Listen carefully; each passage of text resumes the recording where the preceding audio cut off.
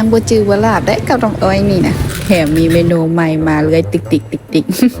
ฟิวของวันนี้ก็คือไปลินมาแล้วก็มาเลาะตลาดซื้อแนวกินกับน้องเฮียย่างมาคอแห้งสินะฮ้อนๆสิก็อยากกินน้ำอ้อยแต่ว่าร้านขายน้ำอ้อยเพิ่นก็มีขายอีหยังบ่แหละบุญหม่ำหรือเขาจะเอิ้นอีหยังก็ขับปุ้นกะปิบ้านกระเจ้าแล้วก็มีน้ำหวานขายอีกเฮาก็เลยว่าสั่งจอกนี้มากระเจ้าก็ใส่แอคเซสซอรี่หลายเลยแหละแต่อันหลักๆที่เฮาสั่งก็แม่นมันแจ่หัวกว่าหรือว่าน้ำหวานแบบไหมแล้วอันน่ะขายดีก็เฮาสั่งนี่มาท่าจุด15นาทีแล้วจึงได้ไปสั่งน้ำอ้อยก่อนได้แต่น้ำอ้อยยังบ่ได้ cái này cũng có tiền hai tẩy á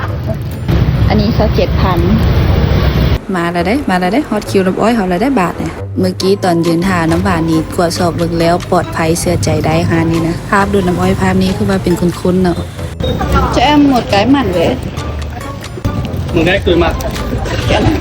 ย่างออกมาจากห้านน้ำหวานแป๊บหนึงก็มาเจอห้านปลาต้องโกยาวของไอจีนผู้นี้ก็เป็นตายักหัวได้คนจีนนะมาขายเครื่องอยู่เวียดนามเว้าภาษาเวียดแล้วผู้ที่มาซื้อคือฝนนี่เป็นคนลาวเว้าภาษาเวียดซื้อนำคนจีนที่มาขายเครื่องอยู่เวียดนามเลยสิพากันซื้อสารกันเข้าใจเบิดเป็นมื้อเป็นเว้นแล้วจากอันนี้เป็นหยังกับขนมปังนี่แต่ซื้อแต่ขนมปังซื้อแต่อันเป็นเป้งๆแล้วของโปรดนางอีกเด้ซื้ออันนึงบ่พอยังอันนึงซื้อไว้เพื่ออีกนะกินมื้อนี้บ่พอแล้วเพื่อมื้ออื่นพร้อมอันที่หุ่นตุ้ยๆอวบๆทุกมื้อนี้ก็บ่แปลกใจว่าตอนนี้มาซื้อเค้ก10ไปเซอร์ไพรส์วันเกิดน้องสาวเด้อผ่ากันเด้อเฮ็ดให้อยู่สิมารีวิวสิ่งที่ซื้ออยู่ในตลาดกำลังผ่าเก็บนี่กับมารีวิวค่ะผ่ายังบ่ลาบอันนี้ก็คือที่แบบกินแล้วยังบ่ลาบน้ำอ้อยแต่ว่าร้านนี้ถือว่าโอเคสะอาดจะให้เบิ่งว่ากินอยู่ไสนะคะเป็นก็อุ้มลูกขายเครื่องน้อยๆลูกขายเครื่องแล้วเขามานั่งทาน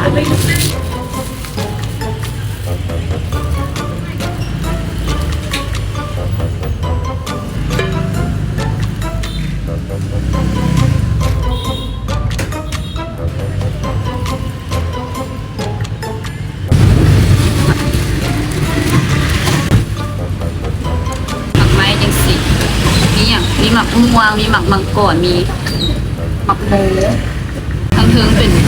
ครัวมีมวยอันนี้มะ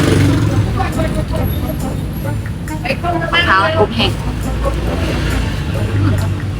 แล้วเขาจะมีโยเกิร์ตมาให้ไม่นะเดี๋ยวมังกร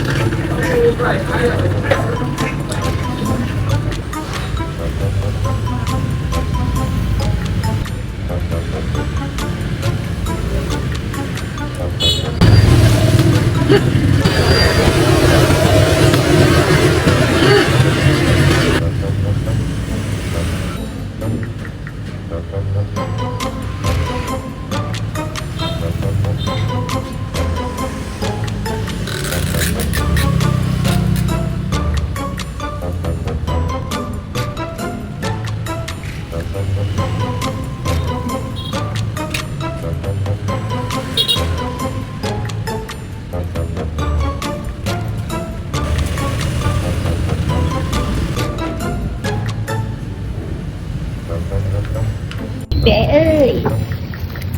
ไปตัวบ๊ายบายบ๊ายบาย